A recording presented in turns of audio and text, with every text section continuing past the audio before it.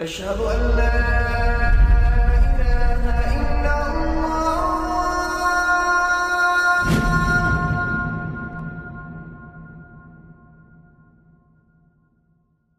Raindrops media পরিবেশিত audio lecture series সিরাহ। এই সিরিজে আলোচিত হবে পৃথিবীর বুকে শ্রেষ্ঠতম মানুষ রাসূলুল্লাহ মুহাম্মদ সাল্লাল্লাহু আলাইহি ওয়াসাল্লামের জীবন কথা।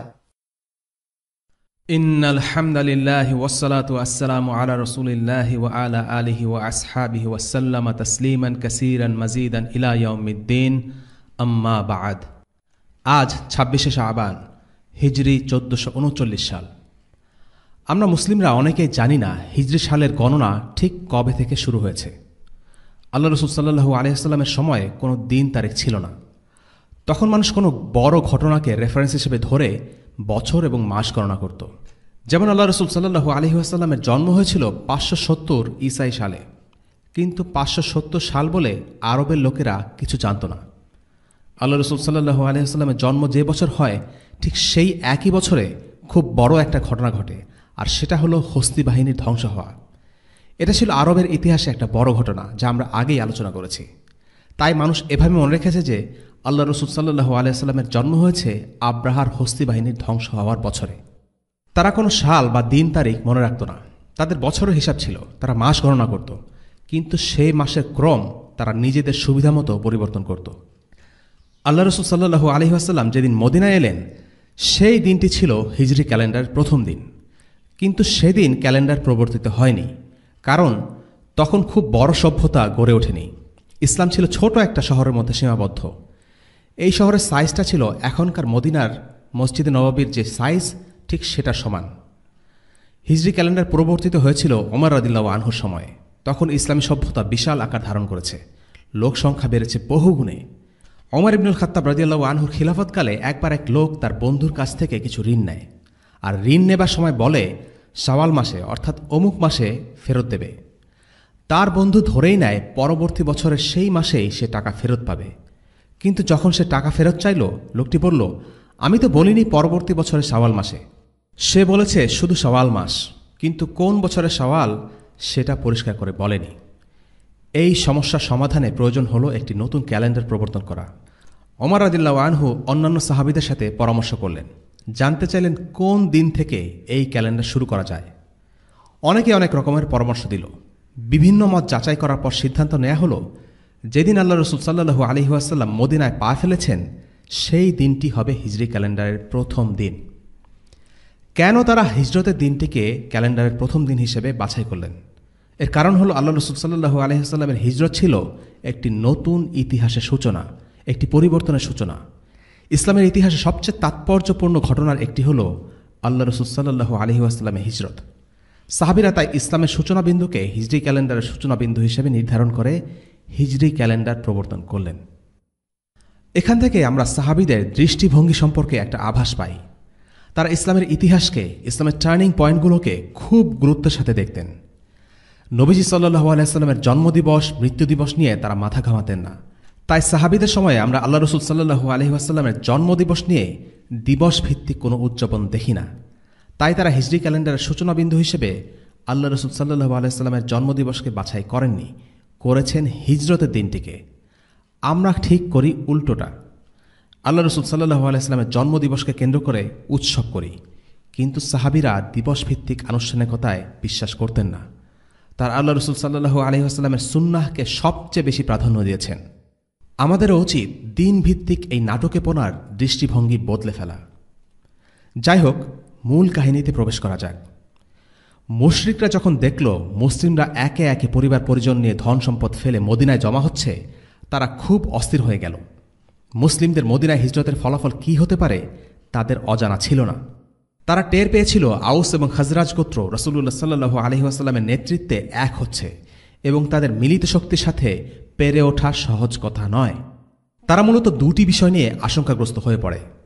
প্রথমত, মদিনায় মুসলিম ঘাঁটি গড়ার অর্থ হল তাদের দীর্ঘদিনের বাণিজ্যিক পথ অনিরাপদ হয়ে যাওয়া। কেননা কুরাইশদের ব্যবসা ছিল ইয়েমেন থেকে সিরিয়া পর্যন্ত যে দীর্ঘ উপকূলীয় পথ রয়েছে, সেই পথেই কাফেলা চলাচল করা, আর মদিনা থেকে সেই পথ খুব দূরে নয়।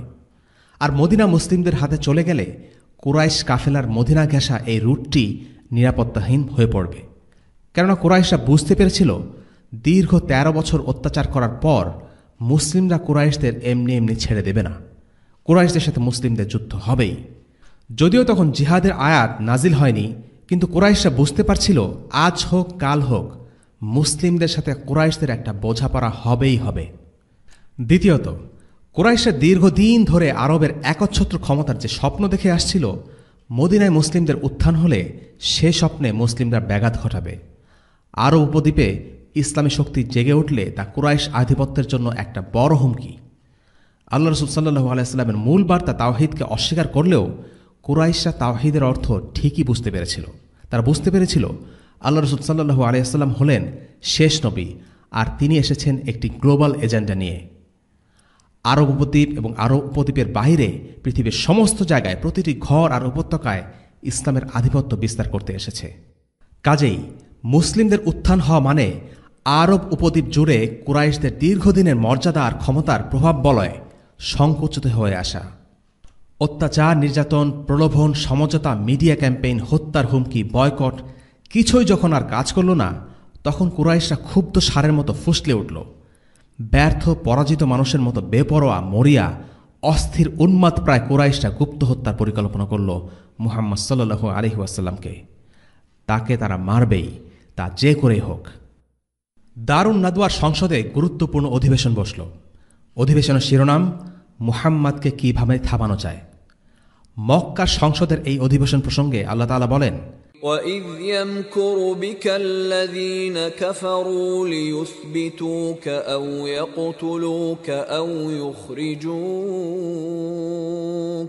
وَيَمْكُرُونَ وَيَمْكُرُ اللَّهُ وَاللَّهُ خَيْرُ الْمَاكِرِينَ। আর কাফেরেরা যখন প্রতারণা করত আপনাকে বন্দী অথবা হত্যা করার উদ্দেশ্যে কিংবা আপনাকে বের করে দেওয়ার জন্য, তখন তারা যেমন পরিকল্পনা করত তেমনি আল্লাহও পরিকল্পনা করতেন। বস্তুত আল্লাহর পরিকল্পনাই সবচেয়ে উত্তম। সূরা আনফাল আয়াত ৩০। কুরাইশদের বড় বড় নেতারা এই অধিবেশনে অংশ নিল। বেশ কিছু প্রস্তাব এলো। ইবনে আব্বাস এই আয়াতের ব্যাখ্যায় বলেন, কুরাইশরা বিভিন্ন রকম প্রস্তাব উত্থাপন করেছিল। কেউ বলল পরের দিন সকালে মুহাম্মদ যখন ঘুম থেকে উঠবে তাকে তখনই দড়িতে বেঁধে রাখা হোক, অর্থাৎ তাকে কারাবন্দী করা হোক। কেউ বলল তাকে হত্যা করা হোক। কেউ বলল তাকে বের করে দেয়া হোক, নির্বাসিত করা হোক। কারাবন্দী করার প্রস্তাবটি তেমন একটা গ্রহণযোগ্যতা পায়নি, কারণ তারা খুব ভালো করে জানত যে রাসূলুল্লাহ সাল্লাল্লাহু আলাইহি ওয়াসাল্লামকে কারাগারে প্রেরণ করলে সাহাবীগণ তাকে ছাড়িয়ে নিতে পারবেন, এমনকি তারা মুশরিকদের বিরুদ্ধে বিদ্রোহ করে বসতে পারেন। আর নবীজিকে নির্বাসন দেওয়ার আইডিয়াটা হালে খুব একটা পানি পায়নি, কারণ রাসূলুল্লাহর ব্যক্তিত্ব ছিল চমৎকার, আর তার আদর্শ ছিল সত্য একটা আদর্শ। তার আনিত ধর্মে বিশ্বাস করে মক্কার বাইরের লোকেরা তার দলে দলে যোগ দিয়ে মক্কায় আক্রমণ চালাতে পারে। সবচেয়ে জঘন্য প্রস্তাবটি ছিল নবীজি সাল্লাল্লাহু আলাইহি ওয়াসাল্লামকে হত্যা করা। এই প্রস্তাব আর কারো নয়, এই প্রস্তাব কুখ্যাত আবু জাহেলের। সে প্রস্তাব করল প্রত্যেক শক্তিশালী অভিজাত বংশের একজন করে শক্ত সামর্থ্য কাউকে পাঠানো হবে। তাদের সবার হাতে থাকবে একটি করে ধারালো তলোয়ার। তারা সবাই একযোগে রাসূলুল্লাহ সাল্লাল্লাহু আলাইহি ওয়াসাল্লামকে হত্যা করবে। ফলে হত্যার দায় নির্দিষ্ট কাউকে বহন করতে হবে না। মক্কার সমস্ত গোত্র এই হত্যার দায়ভার নেবে। সেক্ষেত্রে রাসূলুল্লাহ সাল্লাল্লাহু আলাইহি ওয়াসাল্লামের পরিবার মক্কার সব গোত্রের বিরুদ্ধে যুদ্ধে জড়াতে পারবে না। তারা রক্তপণ নিয়ে সন্তুষ্ট থাকতে বাধ্য হবে। মুশরিকরাও খুশি মনে রক্তপণ দিয়ে দিবে। প্রস্তাবটি জঘন্য হলেও বেশ কার্যকরী ছিল। মক্কার সংসদে হত্যার বিল পাশ হল। মুশরিকদের পরিকল্পনা ছিল আল্লাহ রাসূল সাল্লাল্লাহু আলাইহি ওয়াসাল্লামকে গোপনে হত্যা করা, কিন্তু আল্লাহর পরিকল্পনা ছিল তাকে তিনি রক্ষা করবেন। আল্লাহ আযজা ওয়া জাল তার নবীকে শিখিয়ে দিলেন একটি দোয়া, وَقُلْ رَبِّ أَدْخِلْنِي مُدْخَلَ صِدْقٍ وَأَخْرِجْنِي مُخْرَجَ صِدْقٍ وَاجْعَلْ لِي مِن لَّدُنكَ سُلْطَانًا نَّصِيرًا। বলুন, হে আমার রব, যেখানে গমন শুভ ও সন্তোষজনক আপনি আমাকে সেখানে নিয়ে যান, এবং যেখান হতে নির্গমন শুভ ও সন্তোষজনক সেখান হতে আমাকে বের করে নিন, এবং আপনার নিকট হতে আমাকে দান করুন সাহায্যকারী ব্যক্তি। সূরা আল ইসরা আয়াত ৮০। আমাকে সেখানে নিয়ে যান যেখানে আমার গমন শুভ। এখানে মদিনার কথা বোঝানো হচ্ছে। যেখান হতে নির্গমন শুভ সেখান হতে আমাকে বের করে নিন। এখানে বলা হচ্ছে মক্কার কথা। এবং আপনার নিকট হতে আমাকে দান করুন সাহায্যকারী ব্যক্তি, এখানে বলা হচ্ছে শাসন কর্তৃত্ব বা রাজনৈতিক ক্ষমতার কথা। আল্লাহ তাআলা শিক্ষা দিচ্ছেন এই দিনকে টিকিয়ে রাখতে চাই শাসন কর্তৃত্ব বা শক্তি। একটু আগে উল্লেখিত সূরা আনফালের সেই আয়াতটা যেখানে বলা হয়েছে তারা যেমন পরিকল্পনা করল আল্লাহও পরিকল্পনা করলেন এবং বস্তুত আল্লাহর পরিকল্পনাই সর্বোত্তম। সূরা আনফালের এই আয়াত প্রসঙ্গে উস্তাদ সঈদ কুতুব কিছু চমৎকার কথা বলেছেন। তিনি মন্তব্য করেন, এই আয়াতটি হল মুসলিমদের জন্য একটা স্মরণিকা। মুসলিমদেরকে তাদেরকে মাক্কি জীবনের কথা স্মরণ করিয়ে দেওয়া হচ্ছে এই আয়াতটি। এই আয়াতটি ভবিষ্যতের ব্যাপারে মুসলিমদের মনে শক্তি যোগায় এবং আল্লাহ তাআলার পরিকল্পনা, হিকমা এবং ক্ষমতার দিকে নির্দেশ করে।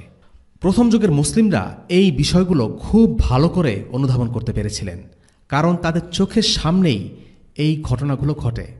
তারা নিজেরা ছিলেন ইতিহাসের অংশ এবং সাক্ষী। মদিনায় যে শান্তি আর নিরাপত্তা তারা ভোগ করতে যাচ্ছেন, সেই সুসময়ের প্রস্তুতি হিসেবে প্রয়োজন ছিল তাদের অতীত নিকট জীবনের কথা স্মরণ করিয়ে দেওয়ার।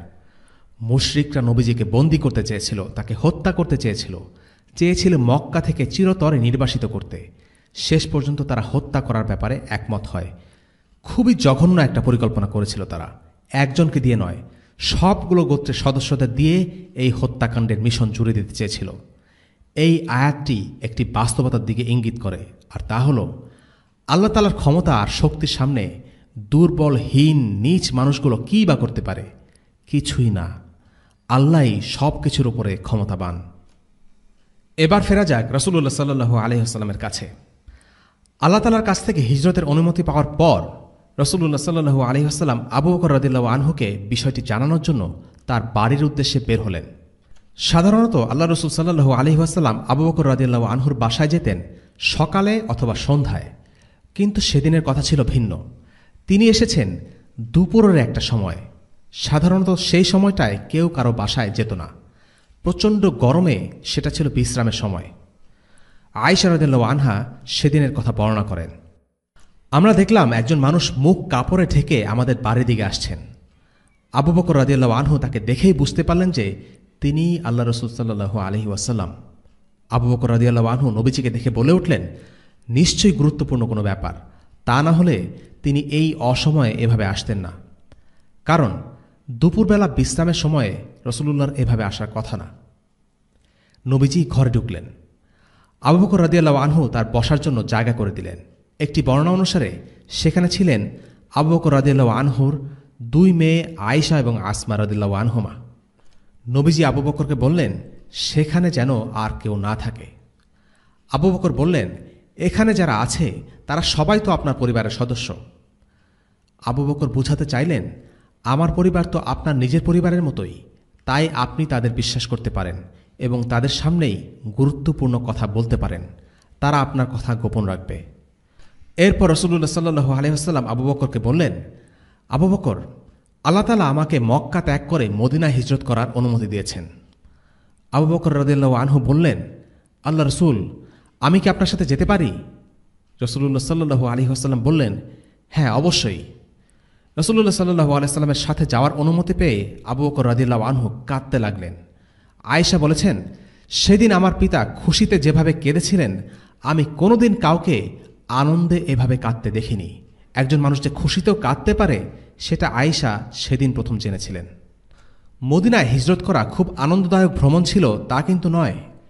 আবু বকর ভালোমতো জানতেন যে হিজরতে রাসূলুল্লাহ সাল্লাল্লাহু আলাইহি ওয়াসাল্লামের সফরসঙ্গী হওয়ার অর্থ নিজের জীবনকে ঝুঁকিতে ফেলে দেওয়া। তিনি বিপদাপন্ন একটি শহরে যাচ্ছেন জেনেও তিনি খুশিতে কেঁদে উঠেছিলেন শুধু এই কারণে যে তিনি আল্লাহ রাসূল সাল্লাল্লাহু আলাইহি ওয়াসাল্লামকে ভালোবাসতেন। নিজের জীবনের ভয়ে আবু বকর ভীত ছিলেন না, বরং রাসূলুল্লাহর জন্য এই আত্মত্যাগের সুযোগ পেয়ে তিনি আনন্দে কেঁদে ফেলেন। এদিকে কুরাইশরা তাদের পরিকল্পনা বাস্তবায়ন করতে এগিয়ে চলেছে। তারা রাসূলুল্লাহ সাল্লাল্লাহু আলাইহি ওয়াসাল্লামের বাসভবন ঘেরাও কর্মসূচি গ্রহণ করল। উদ্দেশ্য, রাসূলুল্লাহ যেন ঘর থেকে বের হতে না পারেন। গুপ্ত হত্যার অপারেশনের জন্য নির্বাচিত করা হলো 11 জনকে। এদের মধ্যে আবু জাহেল এবং আবু লাহাবও ছিল। তারা সবাই রাসূলুল্লাহ সাল্লাল্লাহু আলাইহি ওয়াসাল্লামের বাসার চারদিকে ওত পেতে রইল, রাত পর্যন্ত অপেক্ষা করল। রাসূলুল্লাহ সাল্লাল্লাহু আলাইহি ওয়াসাল্লাম শুয়ে পড়লেই তার বাসায় একযোগে হামলা চালাবে। তারা মোটামুটি নিশ্চিত হয়ে মনে হাসাহাসি করছিল, এবারের মিশন সফল হবেই হবে, কেউ তাদেরকে থামাতে পারবে না। নির্ঘুম চোখে তারা অপেক্ষা করছিল তাদের আকাঙ্ক্ষিত মুহূর্তের। অন্যদিকে রাসূলুল্লাহ জানতেন তাকে হত্যার পরিকল্পনা করেছে কুরাইশরা। সেই রাতে আলী বিন আবু তালিবকে রাসূলুল্লাহ সাল্লাল্লাহু আলাইহি ওয়াসাল্লাম তার কাছে রাখা কুরাইশদের আমানত বুঝিয়ে দিলেন এবং বললেন, তুমি আমার এই সবুজ হাদরামি চাদর গায়ে দিয়ে আমার বিছানায় শুয়ে থাকো, ওদের হাতে তোমার কিছুই হবে না। আলী নিজ জীবনের ঝুঁকি নিয়ে রাসূলুল্লাহ সাল্লাল্লাহু আলাইহি ওয়াসাল্লামের কথা মতো বিছানায় শুয়ে থাকলেন। সাহাবীরা আগ্রহের সাথে তাদের এই দায়িত্বগুলো পালন করতেন, এমনকি নিজেদের জীবনের ঝুঁকিও নিয়েছেন খুশি মনে। আলী রাদিয়াল্লাহু আনহু যখন শুয়ে আছেন রাসূলুল্লাহ সাল্লাল্লাহু আলাইহি ওয়াসাল্লামের বিছানায়, কুরাইশরা ব্যস্ত নিজেদের মধ্যে ঠাট্টা মশকরায়। আবু জাহেল তার সঙ্গীদের হাসতে হাসতে বলল, আরে তোমরা জানো মুহাম্মদ কি বলে? সে বলে তার দিন মানলে তোমরা নাকি আরব অনারবের বাদশা হবে, মরার পর তোমাদের নাকি বাগান হবে, জর্ডানের বাগানের মতো বাগান। আর যদি তোমরা তাকে না মানো তাহলে তোমাদের মেরে ফেলা বৈধ হয়ে যাবে, আর মরার পর তোমরা আগুনে পড়বে। রাসূলুল্লাহ সাল্লাল্লাহু আলাইহি ওয়াসাল্লাম তাদের এই কথাগুলো শুনতে পেয়েছিলেন, তাই তিনি বললেন, হ্যাঁ আমি এই কথাই বলেছি, আর আগুনেই পড়বে তুমি। এই বলে রাসূলুল্লাহ সাল্লাল্লাহু আলাইহি ওয়াসাল্লাম হাতে এক মুঠো মাটি নিয়ে ঘর থেকে বের হয়ে এলেন এবং তাদের দিকে নিক্ষেপ করলেন। দৃষ্টির আড়ালে চলে গেলেন রাসূলুল্লাহ সাল্লাল্লাহু আলাইহি ওয়াসাল্লাম। কেউ তাকে দেখতে পেল না। সকলের অগোচরে তিনি ঘর ত্যাগ করলেন। রাসূলুল্লাহ তখন আবৃত্তি করছিলেন সূরা ইয়াসিনের আয়াত, وَجَعَلْنَا مِن بَيْنِ أَيْدِيهِمْ سَدًّا وَمِنْ خَلْفِهِمْ سَدًّا فَأَغْشَيْنَاهُمْ فَهُمْ لَا يُبْصِرُونَ। আমি ওদের সামনে ও পেছনে প্রাচীর স্থাপন করে দিয়েছি এবং আবৃত করে দিয়েছি, ফলে ওরা দেখতে পায় না। সূরা ইয়াসিন আয়াত 9। এদিকে কুরাইশদের সেই 11 জন মাথায় মাটি নিয়ে বসে থাকল নির্ধারিত সময়ের আশায়, কিন্তু তারা তার আগেই জানতে পারল আল্লাহ রসুল আগেই বাসা ছেড়ে চলে গেছেন। তবু দুরাশা নিয়ে রাসূলুল্লাহ সাল্লাল্লাহু আলাইহি ওয়াসাল্লামের ঘরে উকি দিয়ে দেখল কেউ একজন বিছানায় শুয়ে আছে। তারা ভাবল রাসূলুল্লাহ বুঝি শুয়ে আছেন। ভোর পর্যন্ত অপেক্ষা করে তারা দেখল শুয়ে আছে আলী। প্রচণ্ড হতাশ হয়ে আলীকে জিজ্ঞেস করল, কোথায় মুহাম্মদ? আলী বললেন, জানি না। আল্লাহর ইচ্ছায় কুরাইশদের পরিকল্পনা ভেস্তে গেল। কুরাইশদের চোখে ফাঁকি দিয়ে রাসূলুল্লাহ সাল্লাল্লাহু আলাইহি ওয়াসাল্লাম ও আবু বকর রাদিয়াল্লাহু আনহু ইতোমধ্যেই মদিনা অভিমুখে যাত্রা শুরু করে দিয়েছে এবং বেশ অনেক পথ পাড়ি দিয়ে ফেলেছেন। মদিনা অভিমুখে তাদের যাত্রা শুরু হলো। কিছুক্ষণ পর রাসূলুল্লাহ সাল্লাল্লাহু আলাইহি ওয়াসাল্লাম খেয়াল করলেন আবু বকর রাদিয়াল্লাহু আনহু কিছু সময় তার আগে আগে হাঁটছেন, আবার কিছু সময় তার পেছন পেছন হাঁটছেন। তাই রাসূলুল্লাহ তাকে জিজ্ঞেস করলেন, কি ব্যাপার?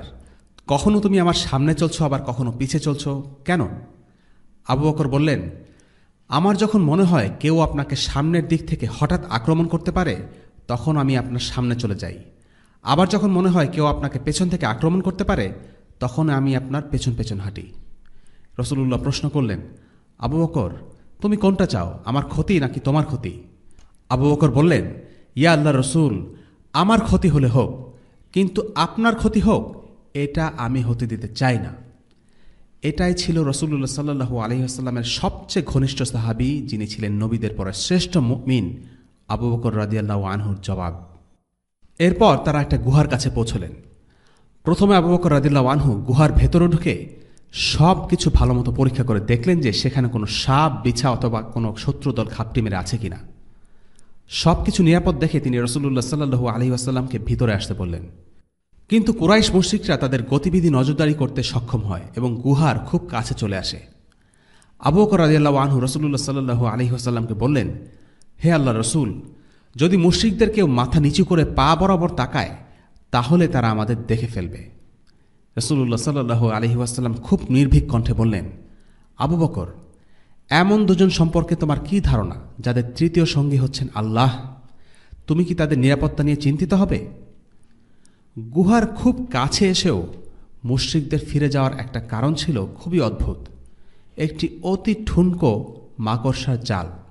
আল্লাহ বলেন, وإن أوهن البيوت لبيت العنكبوت আর সব ঘরের মধ্যে মাকড়সার ঘরই তো অধিক দুর্বল। সূরা আনকাবুত আয়াত 41। যেই মাকড়সার জালকে একটি আঙ্গুল দিয়ে ছিঁড়ে ফেলা যায়, সেই দুর্বল মাকড়সার জালই হয়ে গেল এখানে আল্লাহ তাআলার সৈনিক। এই জালই গুহায় মুশরিক সৈনিকদের ঢুকতে বিরত রেখেছিল। তারা এই জাল দেখে বলেছিল, মুহাম্মদ এই গুহায় থাকার কথা না, কারণ সে যদি এই গুহায় ঢুকত তাহলে মাকড়সা এখানে জাল বুনত না।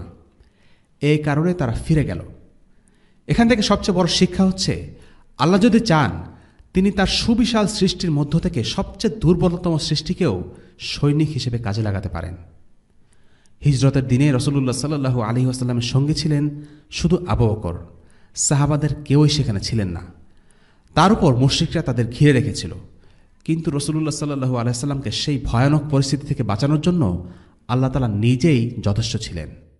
এই ঘটনাকে উদ্ধৃত করে আল্লাহ তাআলা আয়াত নাজিল করলেন, إلا تنصروه فقد نصره الله إذ أخرجه الذين كفروا ثاني اثنين إذ هما في الغار إذ يقول لصاحبه لا تحزن إن الله معنا فأنزل الله سكينته عليه وأيده بجنود لم تروها وجعل كلمة الذين كفروا السفلى وكلمة الله هي العليا والله عزيز حكيم। যদি তোমরা তাকে সাহায্য না করো তাহলে আল্লাহই তাকে সাহায্য করবেন, যেমন তিনি তাকে সাহায্য করেছিলেন সেই সময়ে যখন কাফিরেরা তাকে দেশান্তর করেছিল। তিনি ছিলেন দুজনের একজন। যখন তারা গুহার মধ্যে ছিলেন তখন তিনি তার আপন সঙ্গীকে বলেছিলেন, বিষণ্ণ হও না, আল্লাহ আমাদের সাথে আছেন। অতঃপর আল্লাহ তার প্রতি স্বীয় প্রশান্তি নাজিল করলেন এবং তাকে শক্তিশালী করলেন এমন সেনাদল দ্বারা যাদেরকে তোমরা দেখতে পাওনি, এবং আল্লাহ কাফিরদের বাক্যকে নিচু করে দিলেন। আর আল্লাহর বাণী সমুচ্চ রইল, আর আল্লাহ হচ্ছেন প্রবল প্রজ্ঞাময়। সূরা আত-তাওবা আয়াত 40। এই আয়াতে আল্লাহ তাআলা আবু বকর রাদিয়াল্লাহু আনহুকে রাসূলুল্লাহ সাল্লাল্লাহু আলাইহি ওয়াসাল্লামের সাহিব বা সঙ্গী হিসেবে উল্লেখ করেছেন। আল্লাহ রাসূল সাল্লাল্লাহু আলাইহি ওয়াসাল্লামের অসংখ্য সাহাবী ছিলেন, কিন্তু যাকে স্বয়ং আল্লাহ সাহাবী বলে উল্লেখ করেছেন কোরআনে, তিনি হচ্ছেন আবু বকর রাদিয়াল্লাহু আনহু। এই সম্মান আর কেউ লাভ করেনি। যাই হোক, রাসূলুল্লাহ সাল্লাল্লাহু আলাইহি ওয়াসাল্লাম ও আবু বকর রাদিয়াল্লাহু আনহু সেই গুহাতে 3 দিন অবস্থান করেন। সেই সময়টায় আবু বকরের ছেলে আব্দুল্লাহ ইবনে আবু বকর তাদের সাথে রাতের বেলায় গুহায় অবস্থান করত এবং দিনের বেলায় মক্কায় গিয়ে খোঁজ নিত মুশরিকরা রাসূলুল্লাহর ব্যাপারে কী পরিকল্পনা করছে। অন্যদিকে মুশরিকরা যাতে আব্দুল্লাহর গুহায় যাওয়া আসার বিষয় টের না পায়, এজন্য সে আবু বকরের আজাদকৃত দাস আমির ইবনে ফুহাইরাকে বলে দিত সে যেন তার ভেড়ার পাল নিয়ে আব্দুল্লাহর পথ অনুসরণ করে। এতে দুটো সুবিধা। প্রথমত, রাসূলুল্লাহ সাল্লাল্লাহু আলাইহি ওয়াসাল্লাম ও আবু বকর রাদিয়াল্লাহু আনহু ভেড়ার দুধ পান করতে পারতেন, এতে তাদের খাবারের প্রয়োজন পূরণ হতো। দ্বিতীয়ত, ভেড়ার পাল আব্দুল্লাহ ও আমির রাদিয়াল্লাহু আনহুর যাত্রাপথে তাদের পায়ের ছাপ নষ্ট করে দিত, ফলে তাদের গন্তব্যস্থল সম্পর্কে কেউ আঁচ করতে পারত না। এভাবেই 3 দিন চলে গেল। 3 দিন পর সেখানে আব্দুল্লাহ ইবনে ওরাইকাত নামের একজন ব্যক্তি এলো। রাসূলুল্লাহ ও আবু বকরকে মক্কা থেকে মদিনায় নিয়ে যাওয়ার জন্য নবীজি সাল্লাল্লাহু আলাইহি ওয়াসাল্লাম তাকে ভাড়া করেছিলেন। সে ছিল মুশরিক। যদিও সে মুশরিক ছিল, তবুও সে ছিল বিশ্বস্ত। আল্লাহ রাসূল সাল্লাল্লাহু আলাইহি ওয়াসাল্লাম তার সাহায্য নিয়েছিলেন 2টি কারণে। 1, সে বিশ্বস্ত। 2, তার একটা স্পেশালিটি বা স্কিল আছে, আর সেটা হচ্ছে সে মরুভূমির পথঘাট খুব ভালো চেনে। সাধারণত যেই পথে সবাই মক্কা থেকে মদিনা যায়, আব্দুল্লাহ ইবনে ওরাইকাত তাদেরকে সেই পথে না নিয়ে অন্য আরেকটি পথে নিয়ে যায়। মদিনায় পৌঁছার আগ পর্যন্ত তারা উপকূল ঘেঁষে চলতে থাকেন। মক্কায় কুরাইশদের হাত থেকে মুহাম্মদ সাল্লাল্লাহু আলাইহি ওয়াসাল্লাম ফসকে গেলেন, কিন্তু কুরাইশরা তবু হাল ছাড়েনি। কুরাইশের মুশরিকরা রাসূলুল্লাহ সাল্লাল্লাহু আলাইহি ওয়াসাল্লাম ও আবু বকর রাদিয়াল্লাহু আনহুকে ধরিয়ে দেওয়ার জন্য 100 উট পুরস্কার ঘোষণা করে, জীবিত অথবা মৃত। 100 উটের এখনকার মূল্যমান হচ্ছে কোটি টাকার উপরে। তারা মরুভূমির বেদুইন গোত্রগুলোর কাছে এই পুরস্কারের ঘোষণা জানিয়ে দেয়। তারা মরুভূমির পথঘাট সম্পর্কে দক্ষ ছিল, তাই কুরাইশরা তাদেরকে 100 উটের প্রলোভন দেখায়। এমনই এক লোক ছিল সুরাকা ইবনে মালিক। সে ছিল এক বেদুইন গোত্রের নেতা। হিজরতের একটি মজার ঘটনা তার মুখে শোনা যাক।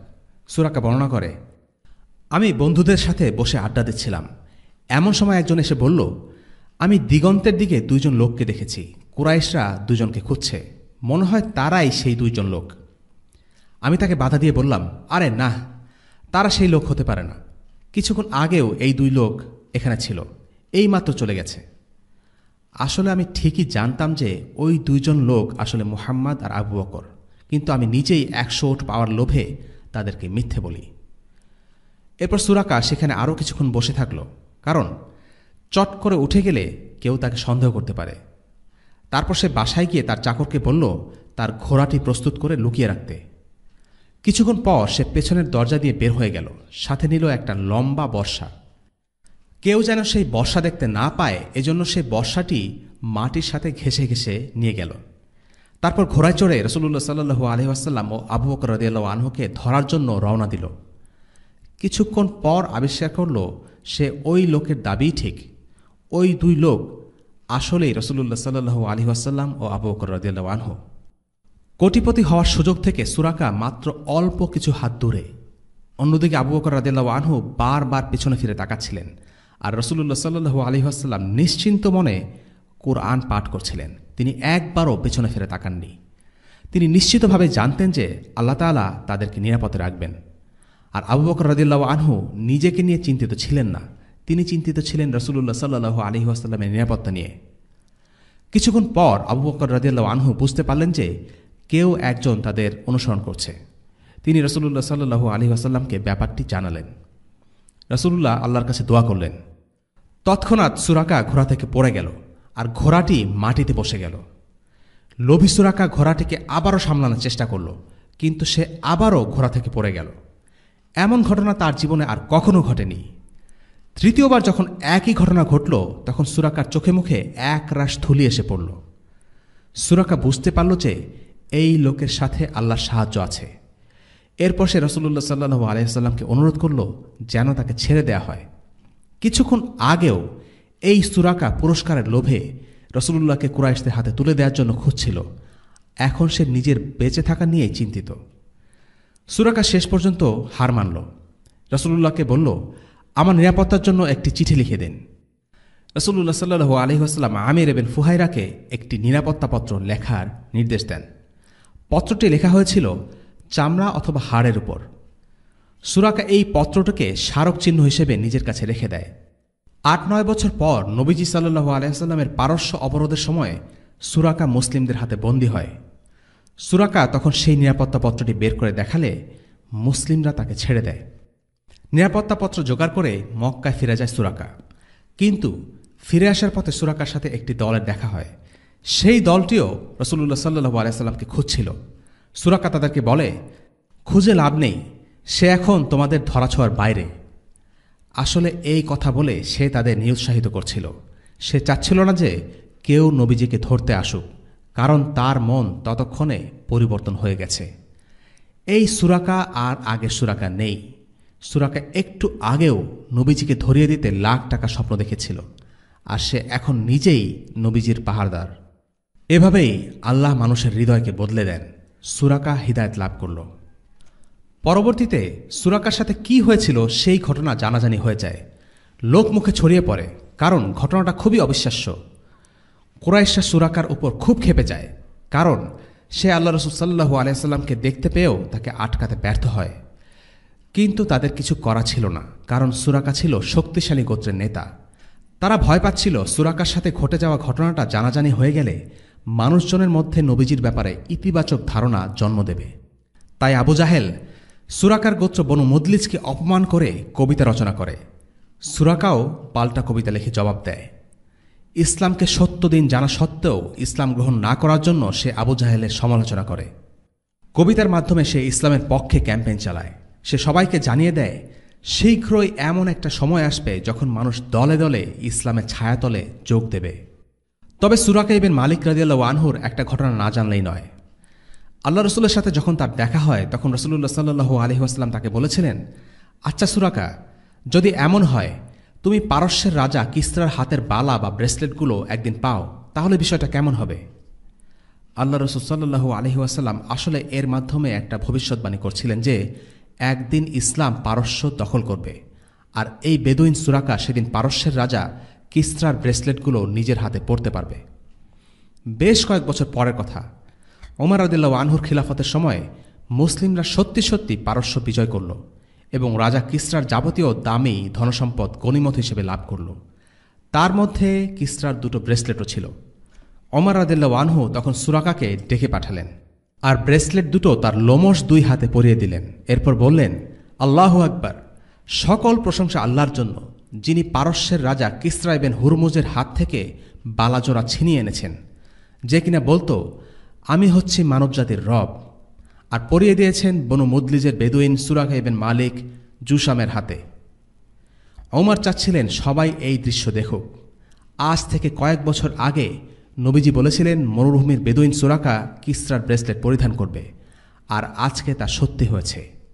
ওমর এই কথাগুলো জোরে জোরে বলতে থাকেন আর সুরাকাকে একটি পশুর পিঠে চড়িয়ে মদিনার রাস্তায় তাকে নিয়ে হাঁটতে থাকেন আর উপরের কথাগুলো বলতে থাকেন। সুরাকাও তার সঙ্গে গলা মিলিয়ে কথাগুলো বলতে থাকেন। ইসলামের ইতিহাসে সেরা সময়ের একটি ঘটনা হল এই পারস্য বিজয়ের ঘটনা। যাত্রাপথে রসুল্লাহ সাল্লু আলহি ওয়াসাল্লাম ও আবু বকর রাদিয়াল্লাহু আনহু খুজাআ গোত্রের উম্মে মা'বাদ নামক এক মহিলার তাঁবুর কাছে থামেন। উম্মে মা'বাদ ছিলেন একজন দানশীল মহিলা। তাঁবুর পাশ দিয়ে যাওয়া পথিকদের তিনি আপ্যায়ন করতেন, কিন্তু রসুল্লাহ সাল্লু আলহি ওয়াসাল্লাম ও আবু বকরকে উম্মে মা'বাদ কিছু দিতে পারেননি। রসুল্লাহ সাল্লু আলহি ওয়াসাল্লাম উম্মে মা'বাদের কাছে খাবারের খোঁজ করেন। উম্মে মা'বাদ বললেন যে যদি দেওয়ার মতো কিছু থাকত তাহলে তার কাছে চাওয়া লাগত না, বরং তিনি নিজে থেকেই দিতেন। আসলে উম্মে মা'বাদের শুধু একটি দুর্বল বকরি ছিল। খরার কারণে সেটির দুধ শুকিয়ে গিয়েছিল। রসুল্লাহ সাল্লু আলাইসাল্লাম বকরির দুধ দোহানোর জন্য তার কাছ থেকে অনুমতি চান। উম্মে মা'বাদ তাকে অনুমতি দেন। রসুল্লাহ সাল্লু আলাইসাল্লাম তার কাছ থেকে একটি বড় পাত্র চেয়ে নেন। তিনি বকরিটিকে স্পর্শ করা মাত্রই বকরিটি দুধ দেয়া শুরু করে।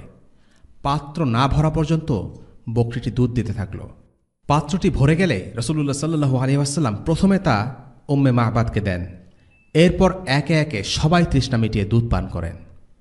রসুল্লাহ সাল্লু আলাইসাল্লাম সবার শেষে দুধ পান করেন। দুধ পান শেষে তিনি বলেন, ঘরের সেবকরা সবার শেষেই পান করে। নবীজি সাল্লু আলাইসাল্লাম উম্মে মা'বাদের জন্য পাত্রে কিছু দুধ রেখে দেন। উম্মে মা'বাদের স্বামী বকরির পাল নিয়ে বাড়িতে ফিরে এসে দুধ দেখে স্ত্রীকে জিজ্ঞেস করলেন, এই দুধ কোথা থেকে আসলো? উম্মে মা'বাদ বললেন, এক বরকতময় লোক এসেছিল আজ, তিনি বকরির দুধ দহন করেছেন। আবু মা'বাদ স্ত্রীর কাছে সেই লোকের বর্ণনা শুনতে চাইলেন। উম্মে মা'বাদ রসুল্লাহকে একবার মাত্র দেখেছিলেন, কিন্তু যেই বর্ণনা তিনি দিয়েছেন তা এখন পর্যন্ত নবীজি সাল্লু আলাইহি ওয়াসাল্লাম সম্পর্কে দেয়া শ্রেষ্ঠ বর্ণনা। আমি তাকে দেখেছি, উজ্জ্বল দীপ্ত তার চেহারা, সুন্দর তার গড়ন, সুদর্শন তার মুখশ্রী, ছিপচেপে তার শরীর। মাথাটা খুব ছোট নয়, বরং তিনি দেখতে অভিজাত এবং সুপুরুষ। চোখ দুটো তার ঘন কালো, পাপড়িগুলো টানা টানা। বুদ্ধিদীপ্ত তার চেহারা, ভরাট তার কণ্ঠস্বর, ভ্রুযুগল উঁচু আর ধনুকের মতো বাঁকানো, চুলগুলো পরিপাটি। তার গ্রীবা বিস্তৃত এবং দাড়ি বেশ ঘন।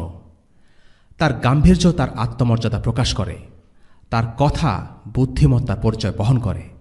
তার কথাগুলো মনোমুগ্ধকর আর দৃঢ়, চটুল কিংবা ফেলনা নয়। তার প্রতিটি শব্দ যেন সুতোয় বাঁধা মুক্তোর মতো মসৃণ। দূর থেকে তাকে দেখতে যেমন উজ্জ্বল আকর্ষণীয়, আর কাছ থেকে দেখলেও তাকে সবচেয়ে সুদর্শন লাগে। উচ্চতায় তিনি মাঝারি, খুব লম্বাও নন আবার খাটোও নন। বাকি দুজনের মাঝে তিনি উঁচু বৃক্ষের শাখার মতো। তবে তিনজনের মাঝে তিনিই সবচেয়ে সুন্দর। তিনি ছিলেন তার সঙ্গীদের আকর্ষণের কেন্দ্রবিন্দু। তিনি যখন কথা বলতেন তারা মন দিয়ে শুনত। তিনি যখন কিছু আদেশ দিতেন তা পালন করতে তারা ছুটে যেত। তিনি কখনো মুখ গোমরা করেননি, আর কেউ তার একবারও কথার বিরোধিতা করেনি। বর্ণনা শুনে আবু মা'বাদ বললেন, এই লোকটি নিশ্চয়ই মুহাম্মদ সাল্লাল্লাহু আলাইহি ওয়াসাল্লাম। তাকে কুরাইশরা খুঁজে বেড়াচ্ছে। আমি যদি তার সাথে দেখা করতে পারতাম তাহলে তার কাছ থেকে মুসলিম হওয়ার স্বীকারোক্তি দিতাম। তার স্ত্রী উম্মে মাহবাদ আগেই রাসূলুল্লাহর কাছে ইসলাম গ্রহণের স্বীকারোক্তি দিয়ে মুসলিম হয়েছিলেন। এখন আলোচনা করা যাক হিজরত থেকে আমরা কি কি শিক্ষা পাই। তার আগে জানা যাক হিজরত কি। হিজরত দুই প্রকার, একটি আক্ষরিক অর্থে আর একটি রূপক অর্থে। আর নাসাইয়ের একটি হাদিসে রূপক অর্থে হিজরত সম্পর্কে বলা হয়েছে, আল্লাহ আযজা ওয়া জাল যা অপছন্দ করেন তা ত্যাগ করা হলো হিজরত। এই অর্থে হিজরত বলতে বোঝায় গুনাহগার অবস্থা থেকে ছেড়ে আল্লাহ ওয়া জালের কাছে পরিপূর্ণ আনুগত্য সহকারে ফিরে আসা। আল্লাহ সুবহানাহু ওয়া তাআলা কোরআনে বলেন, অপবিত্রতা থেকে দূরে থাকো। অপবিত্রতা, মূর্তি পূজা ও হারাম কাজ ছেড়ে চলে আসাও এক ধরনের হিজরত। আর এই ধরনের হিজরত করা প্রত্যেকের জন্য বাধ্যতামূলক। তবে সাধারণভাবে হিজরত বলতে বোঝায় দেশান্তরী হওয়া, খারাপ জায়গা ছেড়ে ভালো জায়গায় স্থানান্তরিত হওয়া, কুফফার শাসিত রাষ্ট্র থেকে ইসলামিক শরিয়া শাসিত রাষ্ট্রে চলে যাওয়া। আর এই ধরনের হিজরতের উদাহরণ হল রাসূলুল্লাহ সাল্লাল্লাহু আলাইহি ওয়াসাল্লাম ও সাহাবীদের মক্কা থেকে মদিনা হিজরত করা, অথবা বনী ইসরায়েলের সেই ব্যক্তির হিজরত যে 100 লোক খুন করার পরও এক আলিমের কাছে যায় এবং সেই আলিম তাকে বলেন, আল্লাহ তাআলা তোমার তওবা কবুল করবেন, কিন্তু তোমাকে এই খারাপ জায়গা ত্যাগ করতে হবে এবং এমন এক জায়গায় যেতে হবে যেখানে জনগণ তোমাকে আল্লাহ তাআলার ইবাদত করতে সাহায্য করবে। হিজরত খুব গুরুত্বপূর্ণ একটি বিষয় এবং বর্তমান সময়ে বিষয়টি বিশদ আলোচনার দাবি রাখে। আমরা কয়েকটি পয়েন্টের মাধ্যমে আলোচনা করার চেষ্টা করব ইনশাআল্লাহ। 1 নম্বর পয়েন্ট, হিজরত আমাদের হক ও বাতিলের চিরন্তন দ্বন্দ্বের বাস্তবতাকে মনে করিয়ে দেয়। হক ও বাতিলের এই মধ্যকার দ্বন্দ্ব হচ্ছে আল্লাহ তাআলার সুন্নাহ। এই দ্বন্দ্ব কিয়ামত পর্যন্ত থাকবে। আল্লাহ তাআলা বলেন, الذين أخرجوا من ديارهم بغير حق إلا أن يقولوا ربنا الله ولولا دفع الله الناس بعضهم ببعض لهدمت صوامع وبيع وصلوات ومساجد يذكر فيها اسم الله كثيرا ولينصرن الله من ينصره إن الله لقوي عزيز। তাদেরকে অন্যায়ভাবে গৃহ থেকে বহিষ্কার করা হয়েছে শুধু তাদের এই কথা বলার কারণে যে আল্লাহ আমাদের প্রতিপালক। আল্লাহ যদি মানুষের এক দলের দ্বারা অন্য দলকে প্রতিহত না করতেন তাহলে বিধ্বস্ত হয়ে যেত খ্রিস্টান সংসার ত্যাগীদের উপাসনালয়, গির্জা ও ইয়াহুদীদের উপাসনার স্থান আর মসজিদসমূহ, যেখানে আল্লাহর নাম অধিক হারে স্মরণ করা হয়। আল্লাহ অবশ্যই তাকে সাহায্য করেন যে তাকে সাহায্য করে। আল্লাহ সর্বশক্তিমান পরাক্রান্ত। সূরা আল হাজ আয়াত 40। যদিও এই দ্বন্দ্ব সব সময় বিরাজমান থাকবে, অর্থাৎ কখনো হকের শক্তি জিতবে, কখনো বাতিল শক্তি দুনিয়াবি জয় লাভ করবে, কিন্তু শেষ পরিণতি আমাদের অজানা নয়। চূড়ান্ত ফলাফল হল মুমিনদের বিজয়। আল্লাহ বলেন, كتب الله لأغلبن أنا ورسلي إن الله قوي عزيز। আল্লাহ লিখে দিয়েছেন যে অবশ্যই আমি ও আমার রাসূলগণ বিজয় থাকব। আল্লাহ মহাশক্তিমান ও পরাক্রমশালী। সূরা আল মুজাদালা আয়াত 21। 2 নম্বর পয়েন্ট, দ্বিতীয় যে বাস্তবতাটি হিজরতের কাহিনী আমাদের স্মরণ করিয়ে দেয় তা হল দাওয়াতের পথে বাধা বিপত্তি। যারা আল্লাহর রাস্তায় মানুষকে ডাকে তাদের দমন করার জন্য তাদের শত্রুরা যে কোনো পন্থা বেছে নিতে দ্বিধাবোধ করে না। নির্যাতন, কারাবন্দী করা, হত্যা অথবা নির্বাসন। তারা টাকা খরচ করে হলেও ইসলামের অগ্রযাত্রাকে থামিয়ে দিতে চায়। আল্লাহ বলেন, إن الذين كفروا ينفقون أموالهم ليصدوا عن سبيل الله فسينفقونها ثم تكون عليهم حسرة ثم يغلبون والذين كفروا إلى جهنم يحشرون। নিশ্চয় যারা কুফরি করেছে তারা নিজেদের সম্পদসমূহ ব্যয় করে আল্লাহর রাস্তা হতে বাধা প্রদান করার উদ্দেশ্যে। তারা তো তা ব্যয় করবে, অতঃপর এটি তাদের উপর আক্ষেপের কারণ হবে। এরপর তারা পরাজিত হবে। আর যারা কুফরি করেছে তাদেরকে জাহান্নামে সমবেত করা হবে। সূরা আনফাল আয়াত ৩৬। আর এই কারণে তারা আল্লাহ রাসূল সাল্লাল্লাহু আলাইহি ওয়াসাল্লামকে জীবিত অথবা মৃত হিসেবে ধরার জন্য ১০০ উট পুরস্কার হিসেবে নির্ধারণ করেছিল। আমরা আগেই উল্লেখ করেছি, সে যুগের ১০০ উট মানে এখনকার সময়ে কোটি টাকার সমান। কুরাইশরা শুধু হিজরতের সময় নয়, তারা পরবর্তী যুদ্ধগুলোতেও বিপুল পরিমাণ অর্থ খরচ করেছে শুধুমাত্র ইসলামকে দমন করার জন্য। কিন্তু আল্লাহ বলছেন, এই অর্থ খরচ একদিন তাদের প্রবল আফসোসের কারণ হবে। আর হয়েছেও তাই। তারা আফসোস করেছে এবং পরাজিত হয়েছে। ৩ নম্বর পয়েন্ট, সতর্কতার মধ্যম পন্থা। হিজরতের নিরাপত্তা নিশ্চিত করার জন্য রাসূলুল্লাহ সাল্লাল্লাহু আলাইহি ওয়াসাল্লাম সামান্যতম ছাড়ও দেননি। খুঁটিনাটি সব বিষয়ে তিনি সর্বোচ্চ সতর্কতা অবলম্বন করেছেন। প্রতিটি ধাপে, প্রতিটি পর্যায়ের জন্য তিনি আগে থেকেই প্রস্তুতি নিয়ে রেখেছেন। কাজেই পরিকল্পনা ও প্রস্তুতি হল নবীজির একটি সুন্নাহ। যারা তাদের কাজে কর্মে কোনো সুনির্দিষ্ট পরিকল্পনা রাখে না, তারা নিজেদের তো ক্ষতি করেই, অন্যদেরও ক্ষতির কারণ হয়ে দাঁড়ায়। আল্লাহর উপর তাওয়াক্কুল করা মানে বসে থাকা নয়, বরং সাধ্যমতো দুনিয়াবী চেষ্টা করা ও প্রস্তুতি গ্রহণ করা এবং আল্লাহর উপর ভরসা করা। তবে মনে রাখতে হবে, এই প্রস্তুতি সব কিছু নয়, বরং আল্লাহর পরিকল্পনা আর ইচ্ছাই কেবল বাস্তবায়িত হয়। হিজরতের পুরো যাত্রা শুরু থেকে শেষ পর্যন্ত সব কিছুতে আল্লাহ রাসূল সাল্লাল্লাহু আলাইহি ওয়াসাল্লাম খুব নিখুঁত, মানানসই, উপযোগী এবং প্র্যাকটিক্যাল সতর্ক ব্যবস্থা গ্রহণ করেছেন। একজন মানুষের পক্ষে যা কিছু করা সম্ভব তার সবটাই নবীজি সাল্লাল্লাহু আলাইহি ওয়াসাল্লাম করেছেন। কয়েকটি উদাহরণ দেখা যাক। প্রথমত, রাসূলুল্লাহ সাল্লাল্লাহু আলাইহি ওয়াসাল্লাম মুখ ঢেকে দুপুরবেলা আবু বকর রাদিয়াল্লাহু আনহুর বাসায় যান। ভর দুপুরের সেই সময়টা ইচ্ছে করেই বেছে নিয়েছিলেন, কারণ সে সময় মানুষ সাধারণত ঘরে বিশ্রাম নেয়। দ্বিতীয়ত, গোপনীয়তার স্বার্থে তিনি আবু বকরকে আলোচনার সময় বাড়িতে কে কে আছে সেটা জেনে নেন। তৃতীয়ত, তিনি আলী ইবনে আবু তালিবকে তার বিছানায় শুয়ে থাকার নির্দেশ দেন, যাতে শত্রুরা তার চলে যাওয়ার ব্যাপারটি আঁচ করতে না পারে। চতুর্থত, হিজরতের যাত্রার জন্য আগে থেকেই উট প্রস্তুত রাখা ছিল। পঞ্চমত, চারপাশ অন্ধকার হলে রাসূলুল্লাহ সাল্লাল্লাহু আলাইহি ওয়াসাল্লাম আবু বকরকে সাথে নিয়ে পেছনের দরজা দিয়ে বের হয়েছিলেন। ষষ্ঠত, তারা একজন গাইড বা পথ প্রদর্শক ভাড়া করেছিলেন। সপ্তমত, মদিনা ছিল মক্কার উত্তরে, কিন্তু শত্রুদের ধোঁকা দেওয়ার জন্য তারা প্রথমে দক্ষিণের দিকে যাত্রা করেন। অষ্টমত, তারা একটি গুহায় ৩ দিন লুকিয়েছিলেন। নবমত, আবদুল্লাহ দিনের বেলায় তথ্য সংগ্রহ করার জন্য মক্কা থেকে যেতেন, আর রাতের বেলায় গুহা ফিরে এসে রাসূলুল্লাহ সাল্লাল্লাহু আলাইহি ওয়াসাল্লাম ও আবু বকর রাদিয়াল্লাহু আনহুকে সব জানাতেন। দশমত, আমির বিন ফুহায়রা তাদেরকে খাবার এনে দিতেন। রাসূলুল্লাহ সাল্লাল্লাহু আলাইহি ওয়াসাল্লাম জানতেন যে আল্লাহ তাআলা তাকে রক্ষা করার ওয়াদা করেছেন এবং আল্লাহ তাআলার ওয়াদা সত্য, কিন্তু তারপরও তিনি মদিনাতে নিরাপদে পৌঁছানোর জন্য সর্বোচ্চ প্রস্তুতি গ্রহণ করেছেন। তিনি এর মাধ্যমে শিক্ষা দিলেন যে মুসলিম হিসেবে জাগতিক প্রচেষ্টা সবকিছুই ঢেলে দিতে হবে। রাসূলুল্লাহ সাল্লাল্লাহু আলাইহি ওয়াসাল্লামের দেখানো পথ অনুসারেই সকল প্রকার ইসলামী কাজকর্মের পরিকল্পনা করতে হবে এবং সর্বোচ্চ শ্রম দিতে হবে।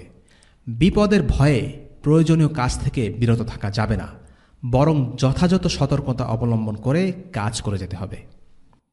৪ নম্বর পয়েন্ট, যদিও বা আল্লাহ রাসূল সাল্লাল্লাহু আলাইহি ওয়াসাল্লাম সর্বোচ্চ পরিমাণ সতর্ক ব্যবস্থা গ্রহণ করেছিলেন, এর পরেও তিনি একাধিকবার বিপদে পড়েছিলেন, আর তখন ঘটল একের পর এক মুজিজা। এর থেকে আমরা শিক্ষা পাই, যখন বান্দা তার সাধ্যমতো সমস্ত পদক্ষেপ নেয়, এরপর আল্লাহ তাআলা তার রক্ষণাবেক্ষক হয়ে যান। আর তাই হিজরত জুড়ে আমরা দেখি একের পর এক মুজিজার ঘটনা।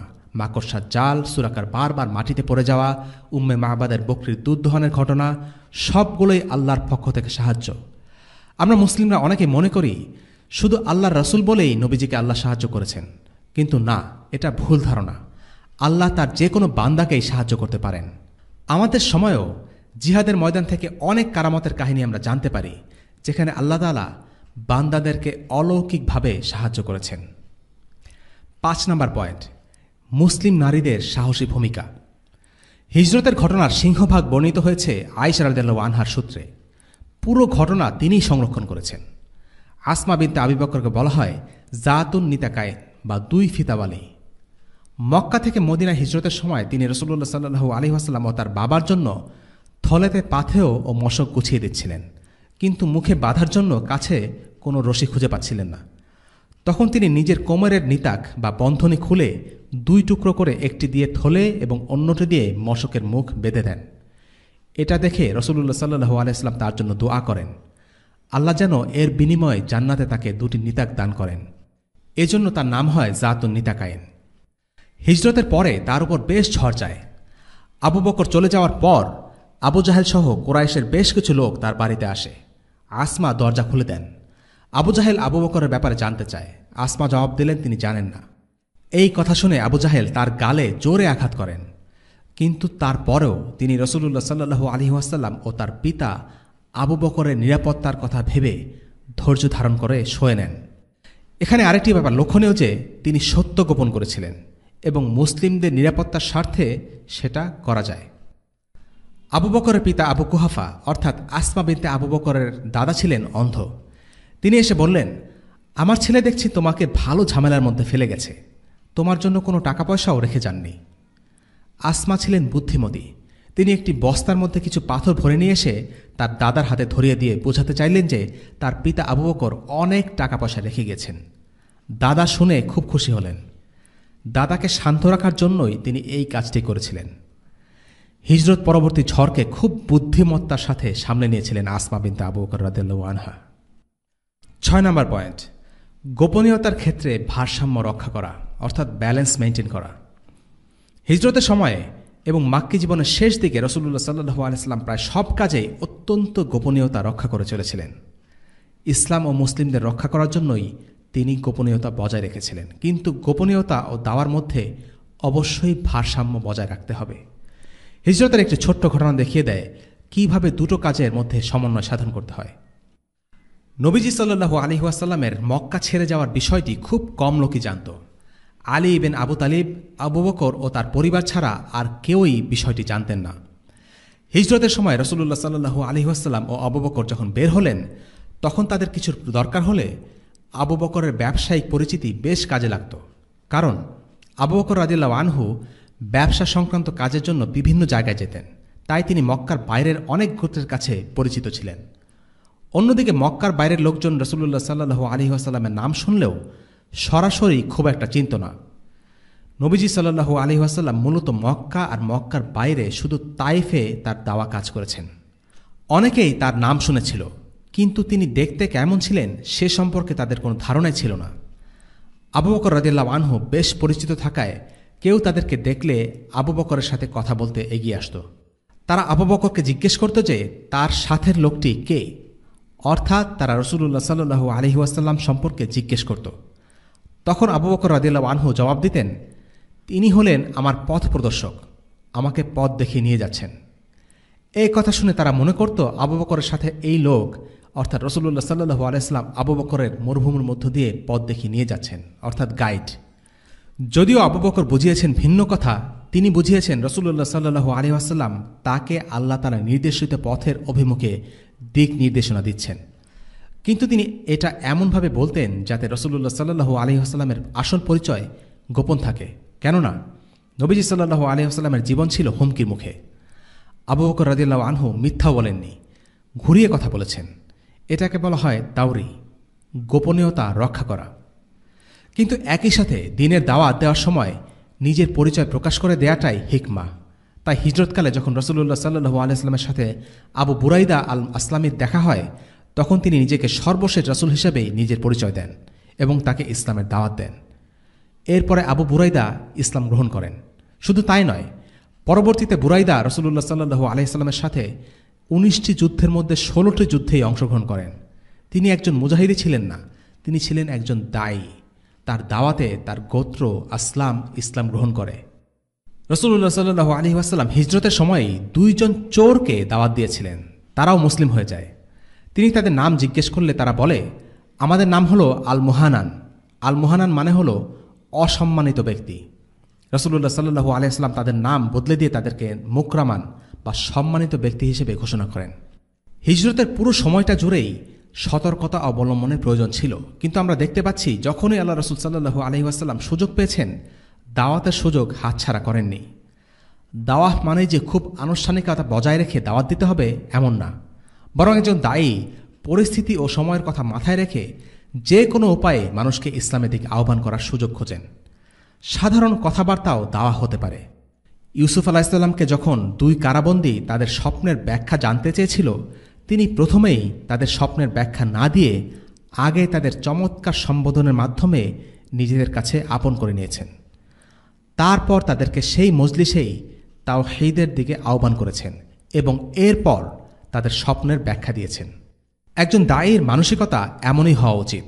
তার কথা, কাজ, চিন্তাভাবনা জুড়ে সবসময় ইসলামের দাওয়াতের বিষয়টি মিশে থাকবে। মাক্কি জীবনেও এরকম আরেকটি ঘটনা আছে। একবার রাসূলুল্লাহ সাল্লাল্লাহু আলাইহি ওয়াসাল্লাম একজন মেষপালককে দাওয়াত দিয়েছিলেন। তিনি সেই মেষপালকের কাছে দুধ খেতে চাইলেন। মেষপালক বলল, এই মুহূর্তে কোনো ছাগলের কাছেই দুধ নেই। এরপর রাসূলুল্লাহ সাল্লাল্লাহু আলাইহি ওয়াসাল্লাম তার কাছে ছাগলের দুধ দহন করার জন্য অনুমতি চাইলেন। মেষপালকের অনুমতি পেয়ে রাসূলুল্লাহ সাল্লাল্লাহু আলাইহি ওয়াসাল্লাম দুধ দহন করা শুরু করলেন, আর প্রচুর পরিমাণে দুধ বের হয়ে আসলো। প্রথমে মেষপালককে দুধ পান করতে দেয়া হলো। এরপর রাসূলুল্লাহ সাল্লাল্লাহু আলাইহি ওয়াসাল্লাম ও তারপরে আবু বকর রাদিয়াল্লাহু আনহু দুধ পান করলেন। তখন মেষপালক রাসূলুল্লাহ সাল্লাল্লাহু আলাইহি ওয়াসাল্লামকে জিজ্ঞেস করল, আসমানের শপথ, সত্যি করে বলুন তো আপনি কে? আমি আপনার মতো কাউকে এখনো দেখিনি। নবীজি সাল্লাল্লাহু আলাইহি ওয়াসাল্লাম বললেন, আমি যদি আমার আসল পরিচয় তোমাকে দেই তাহলে তুমি কি তা গোপন রাখবে? সে বলল, হ্যাঁ, রাখব। নবীজি সাল্লাল্লাহু আলাইহি ওয়াসাল্লাম বললেন, আমি মুহাম্মদ, আল্লাহর রসূল। সে বলল, আচ্ছা, তবে কি আপনি সেই ব্যক্তি যাকে কুরাইশরা সাবি বলে সম্বোধন করে? সাবি একটা অবজ্ঞাসূচক শব্দ। কুরাইশরা ইচ্ছে করে মুসলিমদেরকে হেয় করার জন্য এই নামে ডাকত। রাসূলুল্লাহ সাল্লাল্লাহু আলাইহি ওয়াসাল্লাম জবাব দিলেন, হ্যাঁ, তারা এই নামে ডেকে থাকে। তারপর মেষপালক বলল, আমি সাক্ষ্য দিচ্ছি যে আপনি যা বলেছেন তা সত্য এবং আপনি মাত্র যা করলেন তা একজন রাসূলই করতে পারে। আমি এখন থেকে আপনার উপর অবতীর্ণ দ্বীনের অনুসারী। রাসূলুল্লাহ সাল্লাল্লাহু আলাইহি ওয়াসাল্লাম বললেন, তুমি এখনই তা করো না। যখন তুমি দেখবে আমি প্রকাশ্যে নিজেকে ঘোষণা করছি তখন তুমি এসে আমাদের সাথে যোগ দিও। নবীজি সাল্লাল্লাহু আলাইহি ওয়াসাল্লাম তাকে মুসলিম হতে মানা করেননি। তিনি তাকে মুসলিম জামায়াতে যোগ দিতে বারণ করলেন, কারণ রাসূলুল্লাহ সাল্লাল্লাহু আলাইহি ওয়াসাল্লাম তখনও গোপনে দাওয়ার কাজ করে যাচ্ছিলেন। এভাবেই রাসূলুল্লাহ সাল্লাল্লাহু আলাইহি ওয়াসাল্লাম একই সাথে দাওয়া করেছেন ও নিজের পরিচয়ও গোপন রেখেছেন। এসব ঘটনা থেকে বোঝা যায় কিভাবে দাওয়া ও গোপনীয়তা রক্ষার মধ্যে ভারসাম্য বজায় রাখতে হয়। এই ধরনের পরিস্থিতিতে রাসূলুল্লাহ সাল্লাল্লাহু আলাইহি ওয়াসাল্লাম শুধুমাত্র সেসব ব্যক্তির কাছেই নিজের পরিচয় দিয়েছেন যাদেরকে দেখে তার মনে হয়েছে যে তারা তার ডাকে সাড়া দেবেন। 7 নম্বর পয়েন্ট, একজন দায়ী, একজন মুমিন ব্যক্তিগত আরামায়েশের উপর দ্বীন ইসলামকে প্রাধান্য দেন। রাসূলুল্লাহ সাল্লাল্লাহু আলাইহি ওয়াসাল্লাম তার বন্ধু হিসেবে আবু বকর সিদ্দিককে বেছে নিয়েছিলেন। আবু বকর রাদিয়াল্লাহু আনহু ছিলেন রাসূলুল্লাহ সাল্লাল্লাহু আলাইহি ওয়াসাল্লামের সবচেয়ে কাছের বন্ধু। তিনি যখন জানতে পারলেন তিনি রাসূলুল্লাহর সাথে হিজরত করার মতো সম্মানে সম্মানিত হয়েছেন, তখন তিনি আনন্দে কেঁদে ফেলেছিলেন। মক্কা থেকে মদিনার পথে হিজরত ছিল খুবই বিপজ্জনক একটি যাত্রা। তারা ধরা পড়তে পারতেন, মারা পড়তে পারতেন, কিন্তু এর পরেও নবীজির হিজরতের সঙ্গী হবার সুযোগ পেয়ে আবু বকর কেঁদে ফেললেন। কেন? একজন সত্যিকারের মুমিন আসলে নিজের বিপদে ভয় পায় না। রাসূলুল্লাহ সাল্লাল্লাহু আলাইহি ওয়াসাল্লামের হিজরত করাকে তাই আবু বকর রাদিয়াল্লাহু আনহু নিজের উপর রিস্ক হিসেবে দেখেননি। তিনি হিজরতকে দেখেছেন রাসূলুল্লাহর সাথে তার সাহায্য করা ও নিরাপত্তা দেওয়ার একটি সুযোগ হিসেবে। নবীজির সাথে হিজরত করাকে তিনি নিজের উপর বিপদ ডেকে আনা হিসেবে দেখেননি, বরং তিনি এই সুযোগকে দেখেছেন তিনি আল্লাহর পক্ষ থেকে এক মর্যাদা হিসেবে। আর রাসূলুল্লাহ সাল্লাল্লাহু আলাইহি ওয়াসাল্লামের সাথে হিজরত করতে পারার চাইতে বড় সম্মান আর কীই বা হতে পারে? এই সম্মানই লাভ করেছিলেন আবু বকর। 8 নম্বর পয়েন্ট, আবু বকর ছিলেন বুদ্ধিমান, আস্থাভাজন একজন মানুষ। হিজরতের প্রস্তুতির জন্য 4 মাস ধরে উটকে ভালো ঘাস খাইয়ে মোটা তাজা করেছিলেন। গুহায় আশ্রয় নেওয়ার সময় তিনি রাসূলুল্লাহ সাল্লাল্লাহু আলাইহি ওয়াসাল্লামকে প্রথমে ঢুকতে না দিয়ে নিজে আগে ঢুকে পরীক্ষা করে নেন বিপজ্জনক কিছু আছে কিনা। এরপর নিশ্চিত হয়ে তিনি রাসূলুল্লাহ সাল্লাল্লাহু আলাইহি ওয়াসাল্লামকে ভেতরে ঢুকতে দেন। আর পুরো যাত্রাপথে তিনি সতর্ক দৃষ্টি রাখেন যেন কোনো বিপদ অতর্কিতে না আসে। আর এসব তিনি করেছেন নিজ উদ্যোগে। আবু বকর রাদিয়াল্লাহু আনহুকে নবীজির এসব বলে বলে করানো লাগেনি। আবু বকর রাদিয়াল্লাহু আনহু ছিলেন একজন অ্যাক্টিভ মানুষ। সত্যি বলতে সবচেয়ে অ্যাক্টিভ মুসলিম ছিলেন আবু বকর। ওমর ইবনুল খাত্তাব রাদিয়াল্লাহু আনহুর খিলাফতের সময়ের একটি ঘটনা। তিনি শুনতে পেলেন কিছু লোক আবু বকর আর ওমরের মধ্যে কে উত্তম তা নিয়ে আলোচনা করছে। এটা শুনে তিনি তাদের কাছে ছুটে গিয়ে বললেন, তোমরা শুনে রাখো, আবু বকরের একদিন ওমরের পুরো পরিবারের সারা জীবন অপেক্ষা দামি। তারপর তিনি হিজরতের ঘটনাটি বর্ণনা করে বললেন যে হিজরতের সেই দিনটি শুধু ওমর নয়, বরং তার পুরো পরিবারের জীবন থেকেও উত্তম। সাহাবারা আবু বকর রাদিয়াল্লাহু আনহু সম্পর্কে কেমন উঁচু ধারণা পোষণ করতেন তা ওমরের এই কথার মাধ্যমে বোঝা যায়। আলী রাদিয়াল্লাহু আনহুর ক্ষেত্রেও আমরা দেখি আনুগত্যের অসাধারণ দৃষ্টান্ত। আল্লাহ রাসূল সাল্লাল্লাহু আলাইহি ওয়াসাল্লাম তার বিছানায় তাকে রেখে যান। এটাও ছিল বেশ বিপজ্জনক একটা ব্যাপার, কিন্তু আলী কোনো আপত্তি ছাড়াই উৎসাহের সাথে তার দায়িত্ব পালন করেছেন। আর এই ঘটনাগুলো থেকে আমরা নেতৃত্বের সত্যিকারের সংজ্ঞাটি শিখি। সেটি হচ্ছে, সত্যিকারের নেতাদের সাথে সত্যিকারের অনুসারীদের সম্পর্ক একটি আদর্শ রূপ থাকে, যেটা আমরা এখানে দেখতে পাচ্ছি। একজন সত্যিকারের অনুসারী তার নেতার জন্য নিজের জান উৎসর্গ করতে দ্বিধাবোধ করবে না। আলী রাদিয়াল্লাহু আনহু ভালো করে জানতেন মুশরিকদের হাতে তিনি মারা পড়তে পারতেন, কিন্তু তবুও কোনো প্রকার দ্বিধাদ্বন্দ্ব ছাড়া তিনি নবীজির নিরাপত্তাকেই অগ্রাধিকার দিয়েছেন। সত্যিকারের নেতাকে অনুসারীরা ভালোবাসে, আর এই ভালোবাসা অন্তর থেকে আসে। তারা তাদের নেতার জন্য যা কিছু করে সেটা কোনো দুনিয়াবী স্বার্থের আশায় করে না, ক্ষমতা লাভের আশাও করে না। আমরা কিভাবে বুঝতে পারি একজন নেতাকে তার অনুসারীরা ভালোবাসে? এটা বোঝা যায় বিপদের সময়। সুখের সময় বড় বড় গালভরা বয়ান করলেও বিপদের গন্ধ পেলেই দুধের মাছিরা নেতাকে রেখে পালিয়ে যায়। আর আল্লাহ রাসূল সাল্লাল্লাহু আলাইহি ওয়াসাল্লামের সাহাবীরা কখনো তারা নবীজিকে পরিত্যাগ করেননি। আর কেনই বা করবেন, যেখানে নবীজি সাল্লাল্লাহু আলাইহি ওয়াসাল্লাম সব সময় তাদেরকে আগলে রেখেছেন। তিনি জেগে থেকেছেন যেন তারা ঘুমাতে পারে, তিনি কাজ করেছেন যেন তারা বিশ্রাম নিতে পারে, তিনি কষ্ট করেছেন যেন তারা এই দুনিয়া ও আখিরাতে স্বস্তি আর মর্যাদা লাভ করতে পারে। সাহাবীদের আনন্দ ছিল নবীজির আনন্দ, সাহাবীদের কষ্ট ছিল নবীজির কষ্ট। নবীজি সাল্লাল্লাহু আলাইহি ওয়াসাল্লাম নিজের গা বাঁচানোর জন্য আগে ভাগে হিজরত করেননি, বরং বেশিরভাগ সাহাবী আগে হিজরত করেছেন, তারপর নবীজি হিজরত করেছেন। বাকি ছিল অল্প সংখ্যক মানুষ যারা ছিল অক্ষম বা ফিতনায় পড়েছে। এমন মানুষকে কি ভালো না বেসে থাকা যায়? নবীজির এই গুণটি এমন একটা গুণ যা থাকলে একজন কাফির নেতাও যোগ্য নেতা হতে পারে। সত্যিকারের নেতা সেই ব্যক্তি নয় যে অনুসারীদের ওপর জোর খাটিয়ে কাজ আদায় করে নিতে পারে, বরং সত্যিকারের নেতা হচ্ছেন সেই ব্যক্তি যিনি তার অনুসারীদের অন্তরকে নাড়িয়ে সামনের দিকে এগিয়ে নিয়ে যান, তাদের মন মানসিকতার প্রতি লক্ষ্য রাখেন এবং তাদের প্রতি যত্নশীল হন। 9 নম্বর পয়েন্ট, স্বাবলম্বী হওয়া। রাসূলুল্লাহ সাল্লাল্লাহু আলাইহি ওয়াসাল্লাম যখন আবু বকরকে হিজরতের ব্যাপারে জানান, তখন আবু বকর রাসূলুল্লাহকে জানালেন হিজরতের জন্য 2টি উট প্রস্তুত করা আছে। রাসূলুল্লাহ সাল্লাল্লাহু আলাইহি ওয়াসাল্লাম বললেন, উটের পুরো মূল্য পরিশোধ করে কিনে নিয়ে তবেই তিনি উটগুলো ব্যবহার করবেন, ফ্রিতে তিনি উটগুলো নিতে চাননি। শুধু তাই নয়, সুরাকা ইবনে মালিক যখন বুঝতে পারল মুহাম্মদ সাল্লাল্লাহু আলাইহি ওয়াসাল্লাম হচ্ছেন আল্লাহর নবী, তখন সে নিজ থেকে যেচে পড়ে গিয়ে আল্লাহ রসুলকে তার মালিকানা থেকে উট ভেড়া যা খুশি নেওয়ার অনুরোধ করল। আল্লাহ রসুল সাল্লাল্লাহু আলাইহি ওয়াসাল্লাম তার অনুরোধ ফিরিয়ে দেন। এখান থেকে একটা মেসেজ খুব পরিষ্কার, একজন দায়ীর অর্থনৈতিকভাবে সচ্ছল হওয়া চাই। তার কারো দিকে যেন তাকিয়ে থাকতে না হয়। কারো মুখাপেক্ষী হওয়া আল্লাহর দিকে আহ্বানকারীর পন্থা নয়, বরং সে মানুষকে দেবে, মানুষ থেকে নেবে না। যদি দিতে নাও পারে অন্তত নেওয়া থেকে বিরত থাকা চাই। যদি সে মানুষ থেকে না নেয় তবেই মানুষ তাকে ভালোবাসবে। আল্লাহ তাআলা বলেন, وما أسألكم عليه من أجر إن أجري إلا على رب العالمين। আমি তার জন্য তোমাদের কাছে কোনো প্রতিদান চাই না, আমার প্রতিদান একমাত্র বিশ্বজগতের প্রতিপালকের কাছেই আছে। সূরা আশ-শুআরা আয়াত 109। যখন একজন আলিম সরকারি খরচে জীবনযাপন করেন, তখন সরকারি বিষয়ে ফতোয়া দেওয়ার প্রয়োজন হলে একটি দ্বন্দ্বের সৃষ্টি হয়। সরকার তার পক্ষে ফতোয়া দেওয়ার জন্য সেই আলিমের উপর চাপ দেয়। সরকারের উপর নির্ভরশীল হয়ে সরকারের কোনো অন্যায়ের বিপক্ষে কথা বলতে বা তাদের বিরুদ্ধে ফতোয়া দিতে অনেকেই দ্বিধাবোধ করে। এই কারণে আলিম, দায়ী ও ইসলামী ব্যক্তিত্বদের অর্থনৈতিকভাবে সচ্ছল হওয়া খুবই জরুরি। এবং 10 নম্বর পয়েন্ট, আল্লাহ রসুল সাল্লাল্লাহু আলাইহি ওয়াসাল্লামের সাথে কুরাইশি মুশরিকদের বিরোধ একটি আদর্শিক বিরোধ।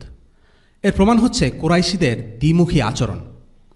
যে নবীজিকে তারা বন্দী করতে চায়, তাকে হত্যা করতে চায়, সেই একই নবীজির কাছে তারা নিজেদের জিনিসপত্র জমা করে রাখে। যে মানুষটাকে তারা মিথ্যাবাদী বলে অপবাদ দেয়, সেই একই মানুষটির কাছে তারা নিজেদের দামি জিনিসপত্র আমানত হিসাবে জমা রাখে। এর থেকে দ্বিমুখিতা আর কি হতে পারে? এই দ্বিমুখী আচরণ থেকে আমরা সবচেয়ে বড় যে শিক্ষাটি পাই তা হল, তারা ব্যক্তি মুহাম্মদ সাল্লাল্লাহু আলাইহি ওয়াসাল্লামকে অপছন্দ করত না, বরং ব্যক্তি মুহাম্মদ সাল্লাল্লাহু আলাইহি ওয়াসাল্লামের আনিত বার্তা যা আল্লাহর পক্ষ থেকে এসেছে, সেই বার্তাকে তারা অস্বীকার করত, অপছন্দ করত। কাজেই এটা কোনো ব্যক্তিত্বের দ্বন্দ্ব বা রাজনৈতিক ক্ষমতার বিরোধ ছিল না, এটি ছিল একটি বিশুদ্ধ আদর্শিক যুদ্ধ। কুরাইশরা আল্লাহ রাসূল সাল্লাল্লাহু আলাইহি ওয়াসাল্লামকে সত্যবাদী জেনেও তাকে মিথ্যাবাদী বলত। এ থেকে বোঝা যায় ইসলামের শত্রুরা বুকের ভেতর কতটা ঘৃণা আর ঔদ্ধত্য নিয়ে চলে। ক্ষমতা হারানোর ভয়ে মান সম্মান ধরে রাখতে তারা সত্যকে মিথ্যা আর মিথ্যাকে সত্য বলে। আল্লাহ তাআলা বলেন, قد نعلم إنه ليحزنك الذي يقولون فإنهم لا يكذبونك ولكن الظالمين بآيات الله يجحدون। আমি অবশ্যই জানি যে তারা যা বলে তা আপনাকে দুঃখ দেয়, কিন্তু তারা তো আপনাকে অস্বীকার করে না, বরং জালিমরা আল্লাহর আয়াতসমূহকে অস্বীকার করে। সূরা আনআম আয়াত 33। আর একই সাথে আমরা দেখি আল্লাহ রাসূল সাল্লাল্লাহু আলাইহি ওয়াসাল্লামের আরেকটি চমৎকার দিক। তিনি আদর্শিক এই দ্বন্দ্বকে ব্যক্তিগত দ্বন্দ্বে রূপ দিতে চাননি। তারা মিথ্যা বলেছে বলে তিনি নিজের আমানতদারিতা নষ্ট করেননি। তিনি তাদের জিনিসপত্র ফেরত দেওয়ার জন্য আলীকে নিযুক্ত করে গেছেন। নিজের যান বাঁচানো নিয়ে তিনি চিন্তিত ছিলেন। সাধারণত এই সময়টায় মানুষ নিজের সম্পদের কথা ভুলেই যায়, কিন্তু আল্লাহ রাসূল সাল্লাল্লাহু আলাইহি ওয়াসাল্লাম অন্যের সম্পদের কথাও ভুলে যাননি। তাদের ফেরত দেওয়ার ব্যবস্থা করে হিজরত করেছেন। আজকের পর্ব এখানেই শেষ। পরবর্তী পর্বে আমরা আলোচনা করব আল্লাহ রাসূল সাল্লাল্লাহু আলাইহি ওয়াসাল্লামের মদিনায় প্রবেশ, মদিনার তাৎপর্য, মদিনার সামগ্রিক অবস্থা ইত্যাদি বিষয় নিয়ে।